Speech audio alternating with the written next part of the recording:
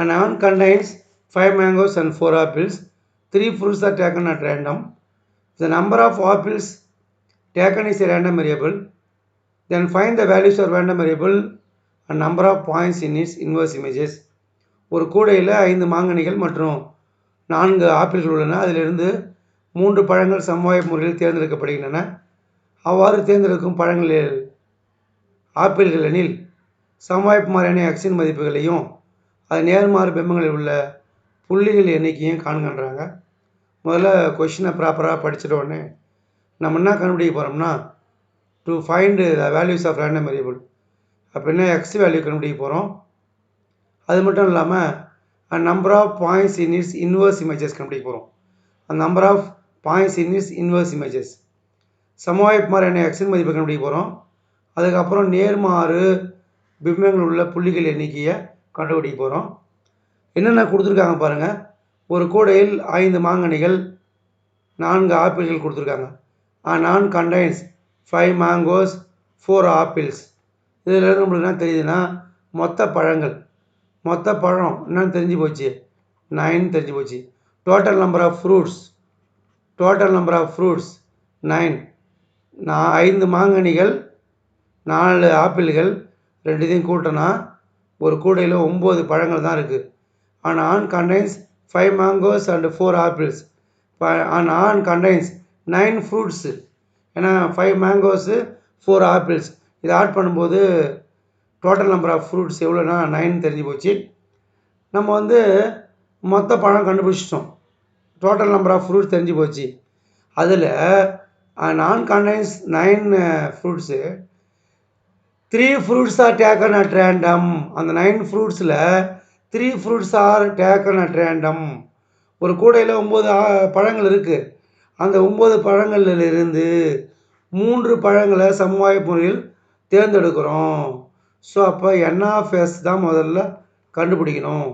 Number of sample space மொத்த கூறுவெளி 9 fruits இருக்குது. Total number of fruits 9. மொத்த பழங்கள் 9. அப்போ 9 சி. எவ்வளோ பழத்தை எடுக்கிறோம்? 3 fruits are taken at random. அதிலிருந்து 3 பழங்களை தான் சமவாய்ப்பு முறையில் தேர்ந்தெடுக்கிறோம். அப்போ 9C3 தான் NF. வேறு எந்த ஸ்டெப்பும் எழுத்தலை, இங்கேருந்து ஸ்டார்ட் பண்ணலாம். NF equal to 9C3. 9னா டோட்டல் நம்பர் ஆஃப் ஃப்ரூட்ஸ் மொத்த பழங்களின் எண்ணிக்கை. 3 என்னது? அந்த 9 ஃப்ரூட்ஸில் 3 fruits are taken at random. 9 பழத்தில் 3 பழங்களை, அந்த கூடையில் 9 பழங்கள், அதுலேருந்து 3 பழங்களை சமவாய்ப்பு முறையில் தேர்ந்தெடுக்கிறோம். அப்போ 9C3 தான் NF. 9C3 மொத்த கூறுவெளி number of sample space. 9C3 எப்படி எழுதுவோம்? காம்பினேஷன் தெரியும். 9NCR அந்த ஃபார்மில் அப்ளை பண்ண போகிறோம். ஸோ அதுக்கு நம்மளுக்கு ஷார்ட்டாக தெரியும். 9 8 9 × 8 × 7 டிவைடட் பை 1 × 2 × 3. இப்போ இதெல்லாம் கேன்சல் பண்ணோம்னா 9ஐயும் 3ஐயும் கேன்சல் பண்ணலாம் 3 டைம்ஸு. 8ஐயும் 2ஐயும் கேன்சல் பண்ணலாம் 4 time.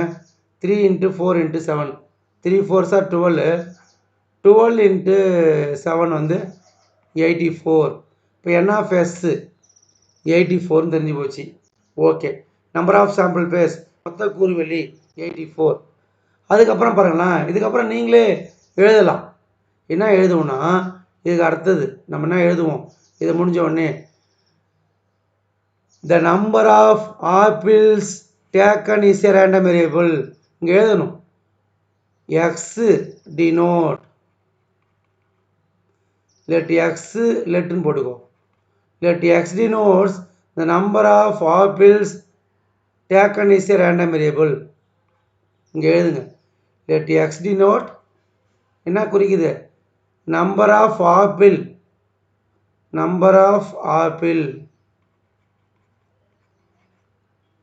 Taken is a random variable. Okay. இங்கே பாருங்கள், எக்ஸ் என்பது தேர்ந்தெடுக்கும் ஆப்பிள் பழங்களின் எண்ணிக்கை. எக்ஸ் என்பது தேர்ந்தெடுக்கும் ஆப்பிள் பழங்கள் எண்ணிக்கை. எக்ஸ் என்பது என்னது? தேர்ந்தெடுக்கும் ஆப்பிளுடைய பழங்கள் எண்ணிக்கை. ஆப்பிள்கள்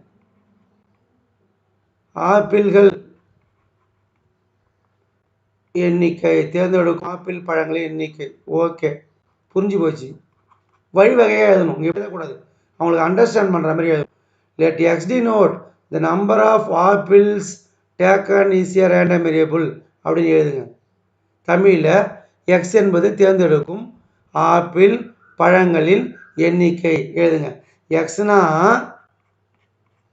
நம்பர் ஆஃப் ஆப்பிள்ஸ், எக்ஸ்னா ஆப்பிள் எண்ணிக்கை, இதை தேர்ந்தெடுக்க போகிறான்னு சொல்லிட்டு கொஷின்லேயே கொடுத்துருக்காங்க. Let x denote number of apple taken as a random variable that x takes the values. X takes the values. என்ன x takes the values. என்ன எடுத்துக்குமா 3 fruits தானே, அப்போ 0 1 2 3. 3 fruitsனா 0லேருந்து 3 வெளியும், 4 fruitsனா 0லேருந்து 4 வெளியும், 2 fruitsனா 0லேருந்து 2 வெளியும். இப்போ 3 fruitsனா 0 1 2 3. ஒரு ஆன்சர் கண்டுபிடிச்சிட்டோம். எக்ஸின் மதிப்பு தான் கேட்குறாங்க. அப்போ 0 1 2 3. Find the value of the random variable. அப்போ எக்ஸ் வேல்யூ தான் கேட்குறாங்க, 0 1 2 3. அதாவது எக்ஸ் என்பது தேர்ந்தெடுக்கும் எண்ணிக்கை. எனவே எக்ஸின் மதிப்பு 0. எக்ஸின் மதிப்புன்னு எழுதுங்க, 0 1 2 3ன்னு தெரிஞ்சு போச்சு. சரிப்பா, இப்போ எக்ஸ்னா ஆப்பிள் எண்ணிக்கை தெரிஞ்சு போச்சு. இப்போ நம்ம XW கண்டுபிடிக்கணும். ஃபஸ்ட்டு எக்ஸுக்கு 0 எடுத்துக்கும், எக்ஸு 0 எடுத்துக்க பார்த்து XW, அதாவது நேர்மாறு பிம்பங்களில் உள்ள புள்ளிகள் எண்ணிக்கை கண்டுபிடிக்கிறோம். இந்த number of points in its inverse இமேஜை கண்டுபிடிக்கிறோம். எக்ஸு 0ன்னு எழுதும்போது ஆப்பிள் இங்கே 0ன்றோம், ஆப்பிளே வரக்கூடாது. ஆப்பிள் இங்கே என்னது 0. ஏற்கனவே நீங்கள் புரிஞ்சு வச்சிங்க எவ்வளோ இங்கே இருக்குது, 5 மேங்கோஸ் இது இருக்குது, அது தெரிஞ்சு வச்சுக்கோ. 4 ஆப்பிள்ஸ், இதை மட்டும் நம்ம கவனத்தை கொள்ளணும். இதில் பாருங்கள், XW என்ன பார்த்து எக்ஸ் 0னா எக்ஸ் என்பதுங்கிறது தெரியும் நம்மளுக்கு, ஆப்பிள் எண்ணிக்கை. X denote number of apples.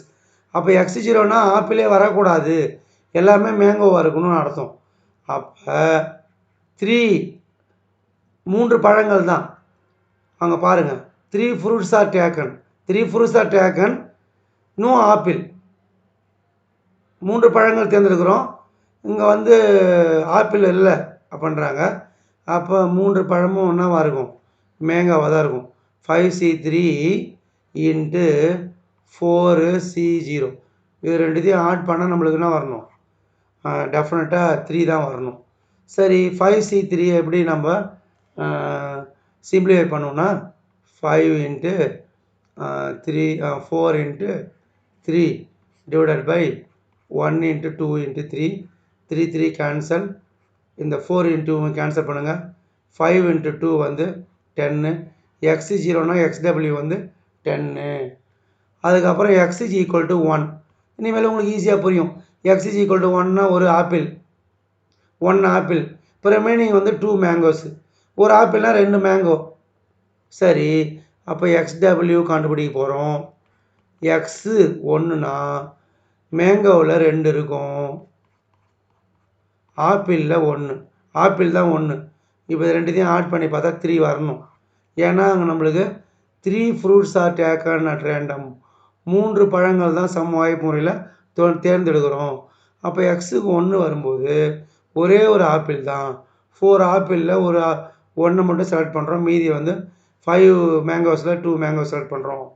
Okay, 5C2 எப்படி எழுதணும், 5 இன்ட்டு 4 டிவைடட் பை 1 இன்ட்டு 2. 4C1னா 4, இதை கேன்சல் பண்ணலாம். இப்போ 5 இன்ட்டு 4 இன்ட்டு 2 மல்டிப்ளை பண்ணால் நம்மளுக்கு என்ன கிடைக்கும், 40 கிடைக்கும். அதுக்கப்புறம் எக்ஸு 0 எடுத்தாச்சு, எக்ஸுக்கு 1 எடுத்தாச்சு. இப்போ எக்ஸுக்கு 2 ஈஸியாக பண்ணலாம். எக்ஸு 2னா நீங்களே சொல்லுவீங்களே, ஆப்பிளில் 2 எடுக்கணும். அப்போ ஆப்பிளில் 2 எடுத்தாச்சுன்னா ரிமைனிங் 1, மேங்கோவில் 1 எடுக்கணும். அப்போ XW ஈக்குவல் டு 5C1 ஒரு மேங்கோ, 2 ஆப்பிள்ஸ். ஏன்னா x 2னா X denote number of apples taken at random. அப்போ எக்ஸ் டினோட் எக்ஸ் என்பது ஆப்பிள் எண்ணிக்கை, தேர்ந்தெடுக்கும் ஆப்பிள் எண்ணிக்கைன்றாங்க. அப்போ 5C1 இது ரெண்டுத்தையும் ஆட் பண்ணி பார்த்தா 3 வரணும், செக் பண்ணினே வரணும்.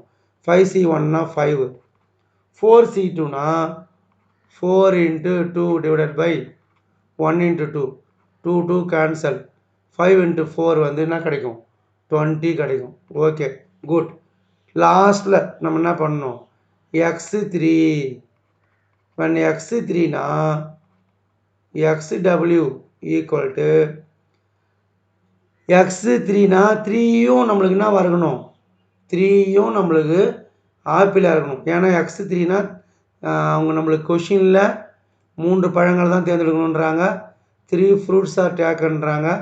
x3னா X denote number of apples, X என்பது ஆப்பிள் எண்ணிக்கை. அப்போ 3மே ஆப்பிள்னா அப்போ மேங்கோவில் என்ன இருக்காது, ஒன்றுமே இருக்காது, ஒன்றுமே தேர்ந்தெடுக்க முடியாது. 5C0 4C3 இது ரெண்டுத்தையும் ஆட் பண்ணால் நம்மளுக்கு என்ன வரணும், 3 தான் வரணும், 3 வருது. ஸோ அதுக்கப்புறம் XW ஈக்குவல் டு 5C0னா 1 1 × 4C3னா 4C1ன்னு எழுதலாம். 4 - 3 வந்து 1. இப்போ 4C3யை 4C1ன்னு எழுதலாம், தெரிஞ்சு வச்சிங்க. இப்போ 4C1னா 4, இப்போ XW வந்து 4, x is equal to 3னா x is equal to 4. இப்போ ஆன்சரை எடுத்து எழுத போகிறோம். எப்படி எழுத போகிறோம், the values of random variable 0 1 2 3 எக்ஸின் மதிப்புகள், சமவாய்ப்பு மாறியின் மதிப்புகள் எக்ஸின் மதிப்புகள் 0 1 2 0 1 2 3. அதுக்கப்புறம் 0 இருக்கும்போது என்ன வேல்யூ கிடச்சிது பாருங்கள், எக்ஸ் 0 இருக்கும்போது நம்பர் ஆஃப் ஆப்பிள் வந்து 0, நம்மளுக்கு என்ன கிடைக்குது 10. ஸோ அப்போ இந்த இடத்துல 10 போடணும். வேல்யூஸ் ஆர் ரேண்டம் வேரியபிள் 0னா number of points in inverse images வந்து 10. சமவாய்ப்பு மாறிலி எண்ணிக்கை 0ன்னு பார்த்து சமவாய்ப்பு பிம்பங்களின் உறுப்புகள் எண்ணிக்கை 10. அதுக்கப்புறம் எக்ஸுக்கு 1 இருக்கும்போது 40. ஸோ அப்போ புக் ஆன்சர் தப்பு, தெரிஞ்சு வச்சிங்க 40. ஓகே. அதுக்கப்புறம் எக்ஸுக்கு 2 இருக்கும்போது 20, இங்கே 20 கிடைக்குது. ஓகே, இதெல்லாம் ஈஸியாக புரிஞ்சுப்பீங்க. எக்ஸுக்கு 3னா 4. இப்போ டோட்டல் ஆட் பண்ணி பாருங்களா, 10 + 40 + 20 + 4 84 தான் வரும். 10 + 40 + 20 + 4 வந்து 84. எக்ஸ் 0னா 10, எக்ஸ் 1னா 40, எக்ஸ் 2னா 20, எக்ஸ் 3னா XW 4. இப்போ வேல்யூஸ் ஆஃப் ரேண்டம் வேரியபிளும் number of points in its inverse images, number of points in its inverse images கண்டுபிடிச்சிட்டேன். சமவாய்ப்பு மாறியின் மதிப்புகளும் நேர்மாறு பிம்பங்களில் உள்ள உறுப்புகள் எண்ணிக்கையும் கண்டுபிடிச்சிட்டேன். Very simple. அப்போ என்எஃப்எஸ் கண்டுபிடிக்கிறேன், அதிலேருந்து எக்ஸ் என்னான்னு தெரிஞ்சுக்கிறேன். Let X denote number of apple taken is random variable. 3 fruits are taken random variable. 9 பழங்கள் இருக்குது, அதுலேருந்து மொத்த கூறுகளை கண்டுபிடிக்கிறேன். எக்ஸ் என்பது தேர்ந்தெடுக்கும் ஆப்பிள் பழங்கள் எண்ணிக்கை, 3 பழங்களை தான் தேர்ந்தெடுக்கிறேன். ஸோ எக்ஸ் வேல்யூஸ் நம்மளுக்கு தெரிஞ்சு போச்சு. 3 பழங்கள்னால் எக்ஸின் மதிப்பு 0 1 2 3. X takes the value 0 1 2 and 3. அதிலேருந்து XW கண்டுபிடிக்கிறேன். Very simple. தேங்க்யூ.